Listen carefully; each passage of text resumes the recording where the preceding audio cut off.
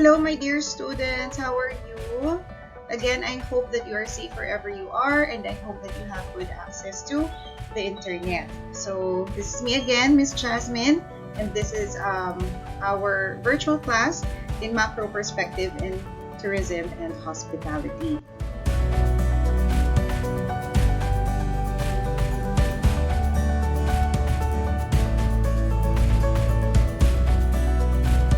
So we are now moving forward. I'm very happy to finally have things settled down.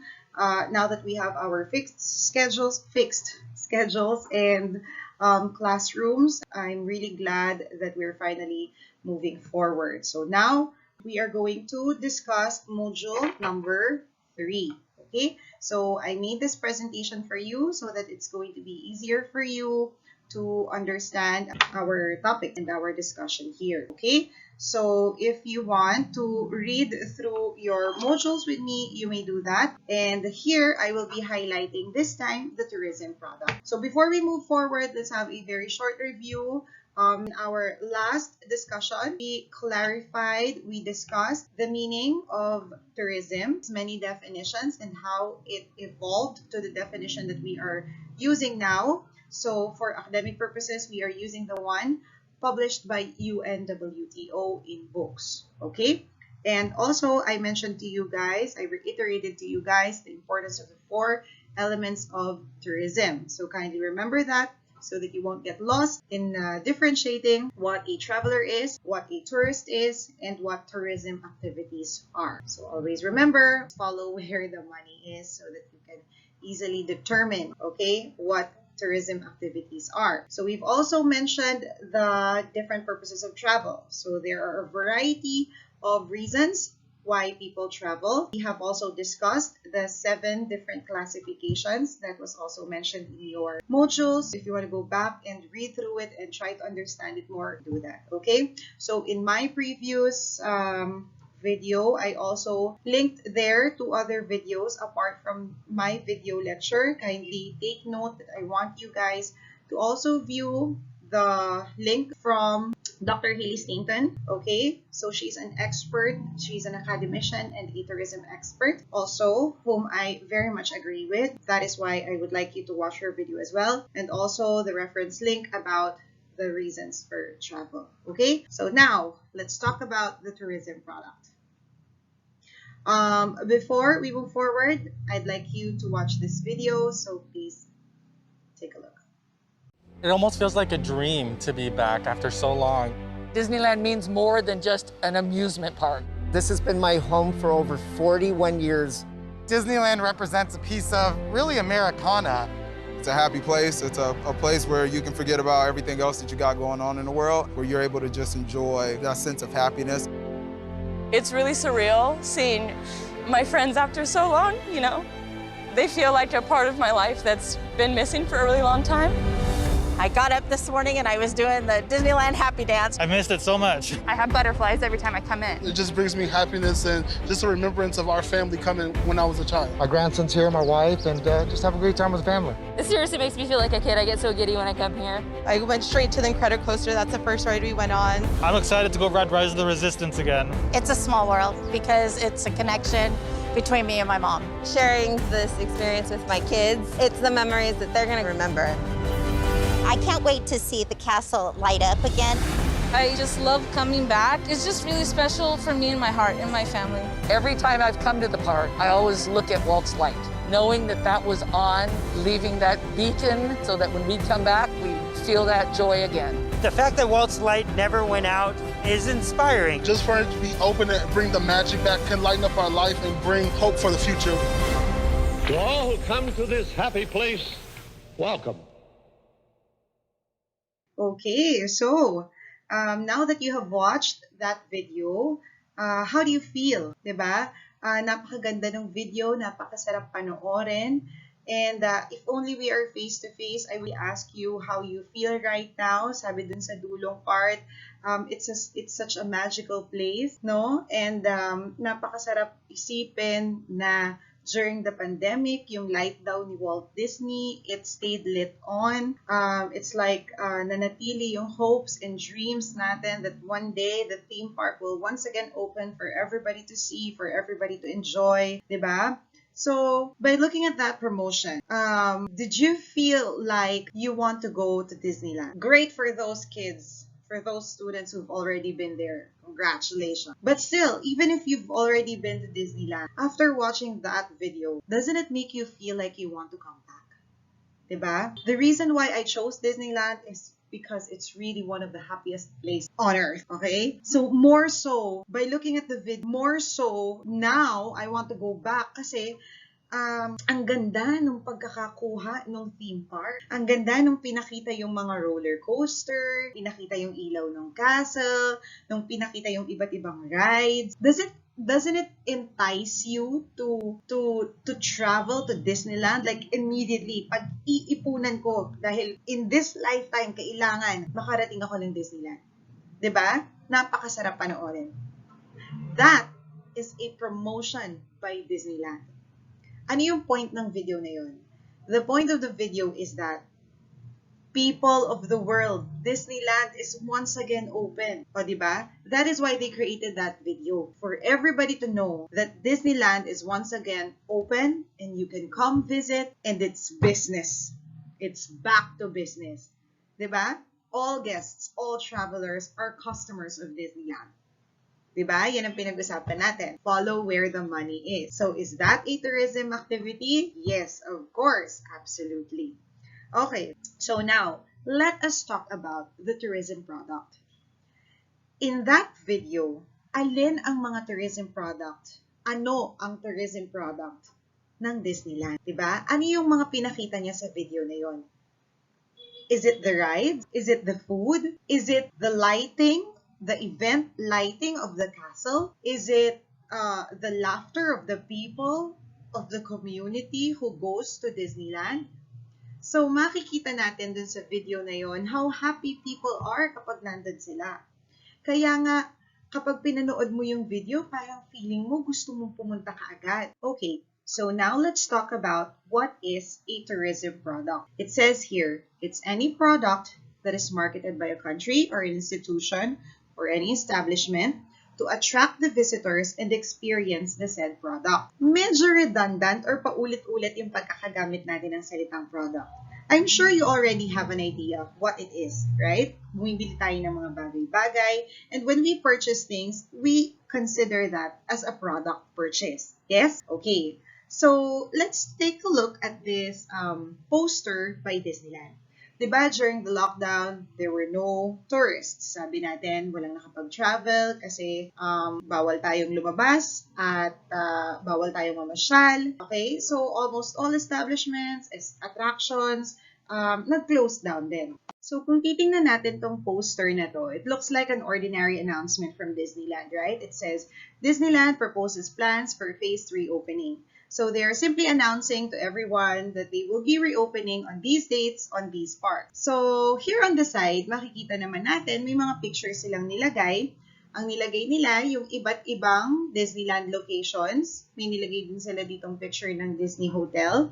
Meron din sila nilagay dito. I think this one is an entrance to the restaurant. This one going to the castle. This one seems like it's going to the main theme park itself. Okay. Bakit usually naglalagay tayo ng picture ng lugar? Bakit lagi nating binibida kung ano yung pinakamaganda dun sa destination na yon? So to better market a tourism destination, let us talk about the tourism product. It says here that a tourism product is a combination of accommodation, food and beverage, transportation, entertainment, and many other goods and services that are used throughout the trip.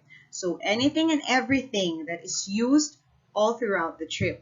From the time a traveler leaves home to the time it travels within a destination until the time he goes back home, okay? Goes back to home base. It says here also that it is a combination of elements underpinned by impressions, interpretations, perceptions, sensations, and mainly what we call, paulit-ulit nating sinasabi, experiences. Experiences that shape the tourist's feelings and attitudes towards his or her visit. Diba, sabi natin, kahit gaano kaganda ng pinuntahan natin na destination, pero minsan kapag pangit yung service na binigay sa atin, hindi natin ma-appreciate. Minsan parang nakakasira ng trip, minsan parang nakakasira ng vacation. Okay, so we will talk about more of those experiences later on. Kung ano-ano nga ba itong mga characteristics na to, para mas maintindihan natin ano nga ba talaga ang product ng tourism. Is it really just the attractions? Is it the souvenirs? Is it the pictures? Ano ba talaga? How much did you spend on your Disney vacation? Including plane fare and all, about 5,000. I got theme park tickets for each day we here. Photo memory maker. Got the Genie Plus. And the magic bands. How much did you spend on your Disney vacation? About $500. And just under $1,000 on extracurricular stuff minus hotel. How much did you spend on your Disney vacation? Probably $3,500. Package. So we got Epcot, Magic Kingdom, and Hollywood Studios. How much did you spend on your Disney vacation? Our tickets were around $500 for me and one child, and that's 2 park days. And then we spent about $400 on a flight. So to put it simply, hindi lang isa ang pinag-uusapan natin kapag tourism product. Hindi lang yung attraction, hindi lang yung plane ride, hindi lang yung kwarto kung saan ka nag-check-in. It's the totality of the entire trip. It's the whole experience. So that is what we mean by the sum of physical and psychological satisfaction. Okay, so now here we have the 5 major components of a tourism product. Tawag natin dito the 5 A's. So, laging tatandaan. Attractions, accessibility, accommodation, amenities, and activities. So, let's talk about them one by one. Attractions. Dun sa last module natin, meron na tayong naging activity with attractions eh. So, you were able to distinguish the difference between a man-made attraction, natural attraction, and an event attraction. Pero dito, meron tayong mababasa na bago. We have built attractions, cultural attractions, and social attraction. Now, I am not going to elaborate so much about this, but this announcement, okay, so this will be your assignment. So, I would find out, kung may dala kayong assignment, I would find out that you've reached this part of my video. Or at least, pinanood itong part na to. Kasi kung wala kayong dalang assignment, ibig sabihin, hindi na naman kayo nanood ng video ni Ma'am Jazz. Okay? So, ano po yung assignment, Ma'am Jazz? I'd like you to find one example of a built attraction anywhere in the world. One example of a cultural attraction anywhere in Asia. And one example of a social attraction anywhere in the Philippines. One each. Saan po ilalagay? Pwede siyang print out. Pwede siyang cut out of an article or a photo. Pakilagay lang po sa isang bond paper. So, all you have to do is write if it's a built attraction, cultural, or social attraction. Okay? Next one, accessibility. So, access is a subject of transport, infrastructure, and transport technology. So, nakasulat dito, there are 3 critical factors. So, it's cost, convenience, and speed. So, ang ibig sabihin nito, it affects the success of every destination or tourism product. Bakit? When we talk of accessibility, it is mostly how you're going to get to the destination. Madali ba siyang puntahan? Do I need to ride a Roro to get there? Do I need to ride a bangka to get there? Do I need to hike 5,000 miles to get there?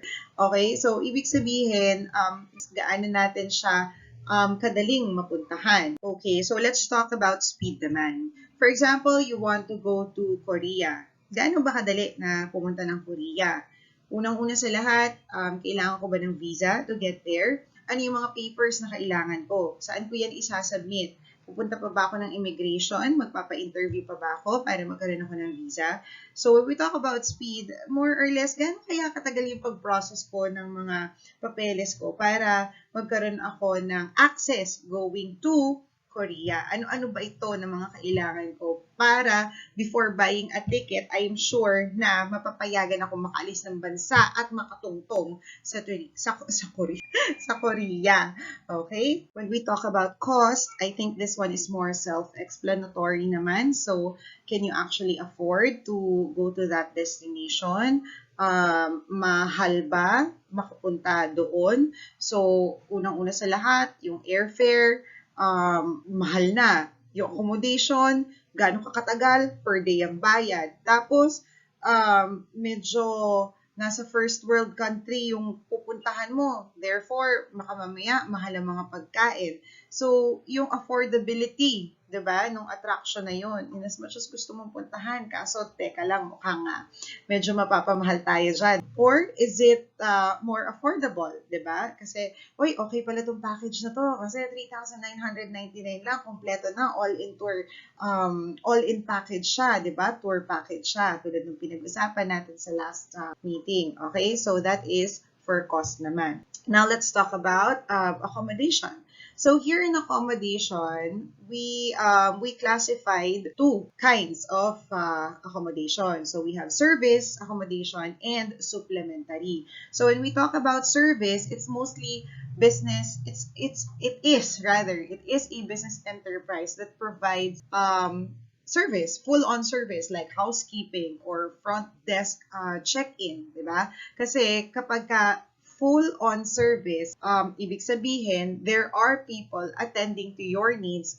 as soon as you check into this establishment. Okay, so pwede yung mga hotels, mga resorts, or any establishment that offers different kinds of direct service to their guests. Kapag ka naman sinabi natin na supplementary, these are also accommodations, spaces that you pay for, that you can rent out, pero it doesn't necessarily come with extra services like housekeeping. You cannot simply dial on the phone and call for extra water or extra ice, things like that. So, same thing, accommodation siya, pwede siyang tulugan. Ang difference lang is the type of service that you're going to get from the two kinds of accommodation. Okay? So, service accommodation and supplementary accommodation. Kindly remember. And we also have amenities. So, when we talk of amenities, these are facilities and ancillary services that aid the tourist center. Ano naman ang ibig sabihin nito? So, when we talk about facilities, di ba the first thing that will come into your mind is pool, golf club, business centers, yan, nabanggit din natin, di ba? How come hotels have business centers? Because they would like to cater to businessmen, people who travel that yet needs to work still, so they need to have a good access to Wi-Fi, computer, and working table. So, ang tawag natin dyan, mga facilities or ancillary services. These kinds of facilities are made for a specific type of traveler. Ibig sabihin, it's purpose-built around the needs and wants of the potential visitor from targeted segments.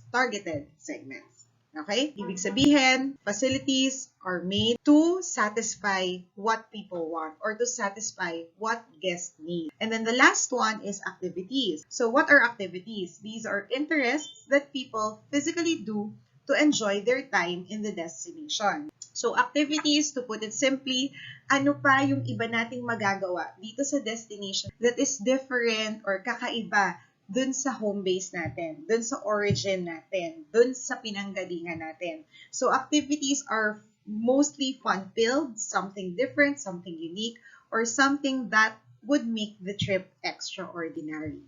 Okay?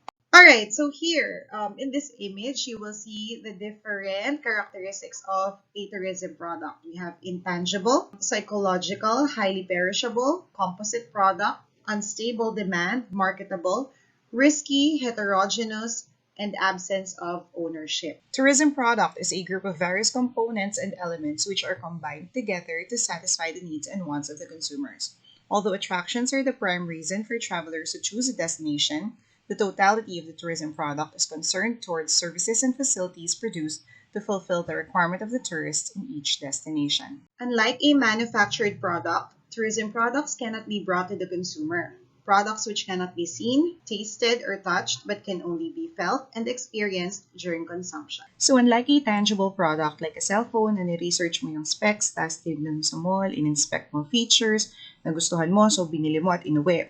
A tourism product is intangible, meaning hindi nahahawakan. Have you ever had a conversation with a friend who recently traveled and showed you photos of their trip and said, "Nako, mas maganda pa yung lugar na yan sa personal, sarap ng klima dyan." You can see it in person, taste or touch the product before purchase. You will only base your decision to go to the destination from pictures of people, video promotions, testimonials, or reviews before purchase, which also makes it psychological. Satisfaction the consumer derives from its use. A tourist acquires experiences while interacting with the new environment, and his experiences help attract and motivate potential customers. Tourism is a subjective picture planted into the customer's minds, and these experiences vary from person to person. Depende sa level of satisfaction niya. May iba na mataas ang standards, may iba din na pwede na sa mga vegetarian offers. Good or bad reviews may be the reason for other people to either visit a destination or not to go there at all. There are merely attempts with photographs and videos, but the feeling of consumption can't be captured to its fullest extent. A night in a beautiful hotel, a day in a theme park, a flight with the nicest cabin crew, and a really fun tour guide na mahilig magpatawa will all become memories. Tourism is also perishable because every tourism product has some time limit to experience. Highly perishable, ibig sabihin katulad ng mga fruits, meat, and vegetables na mga nabubulok na produkto or hindi na-preserve. Tourism is also perishable because every tourism product has some time limit to experience. For example, if we book a flight today, then we have to travel today. We cannot claim it tomorrow. Interdependency means dependent on each other. Tourism is a combination of multiple industries like accommodation, transportation, attraction, food, and beverage. So when we say interdependency, it means it's always connected to each other. Ang mga synonym, compound, complex, or merged. Ibig sabihin, unlike a manufactured product, the tourist product cannot be provided by a single enterprise. The tourism product is a combination of different products, which means various service providers contributes in a single trip, like transportation, accommodation, food, and bev. Tourism is influenced by seasonal, political, and economic factors. One destination may not be popular all throughout the year. Seasonal, depende sa season. Di ba pag summertime na, mahal na yung mga private resort sa Laguna? Pag December naman, mas mahal na yung mga flights, lalo na pag sa winter wonderland destinations ang punta mo. Mas maganda rin yung klima pag December, maganda paligid kasi holiday na. Diyan natin madalas marinig yung peak season kasi kaya mahal. Lower cost and less hectic airport experience naman pag weekday. Lower prices and the cheapest day of the week to fly is usually a Monday that returns on a Thursday or Friday. That means airlines are eager to sell more tickets on weekdays kaya mas cheaper kesa weekend. Ibig sabihin, tourist destination areas are characterized by fluctuating periods of demand. Unlike a manufactured product, tourism products cannot be brought to the consumer. Needs and wants are fulfilled through marketing offers. Promotion is one of the major tools used in marketing a tourist product. Tourism industry is extremely competitive. This means that businesses operating within the industry need to find ways to stand out from rivals, promote themselves as being the best option for tourists, and highlight some of the things that make them different or superior or unique. Marketing is essential for achieving this, and many of the best tourism marketing tips focus on helping businesses to find a unique selling point and promote it. Many modern tourism marketing strategies make use of the internet with websites, email, and social media platforms. Isa sa mga malakas mag-promote ngayon are influencers who are real travelers na maraming followers online.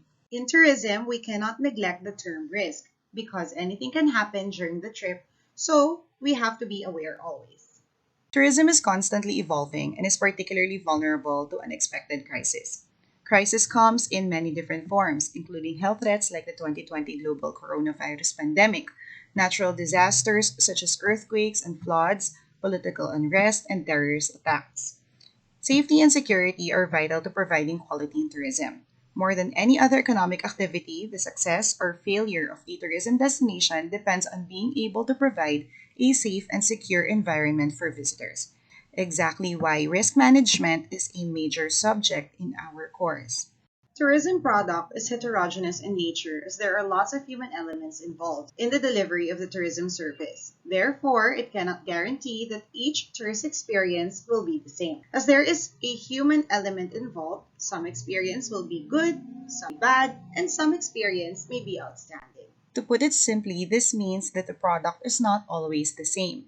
For example, inclement weather, flight delays, or the bad mood of a service staff can make any one person's holiday experience very different from those traveling at a different time. The quality and taste of the food prepared by the chef in a restaurant may not be the same every day. Lack of ownership means that the consumer can only experience the service, but it doesn't mean that he is the owner of the product or the service. It's yours for the day, it's yours for the week, but it's not necessarily for you to keep. A tourist can book a private villa to stay, use all the amenities that come with it, but it doesn't mean that he is the owner of the property. All damages will be paid for and all missing items will be charged. Okay, there you have it. Those are the characteristics of a tourism product. Sana mas naliwanagan na kayo ngayon. Okay, so we will discuss more face-to-face. Kindly bring your module number 3 next meeting. I'd like you now, okay, another assignment, follow up dun sa isang in-announce ko kanina. I'd like you now to research on the importance of tourism. So dito may nakasulat tayo, number 1, contribution to the balance of payments. Number 2, dispersion of development. Number 3, effect on general economic development. Number 4, employment opportunities. Number 5, social benefits. Number 6, cultural enrichment. And number 7, educational significance. And number 8, a vital force for peace. Okay, so I'd like you to be prepared for recitation. Again, you can only choose one. Kahit na alin dyan na makahanap kayo ng article that is related or anything that would show us or connect us to the importance of tourism. Alright, so I hope that you enjoyed this video. And yeah, that's it. Thank you so much, guys. I'll see you in class.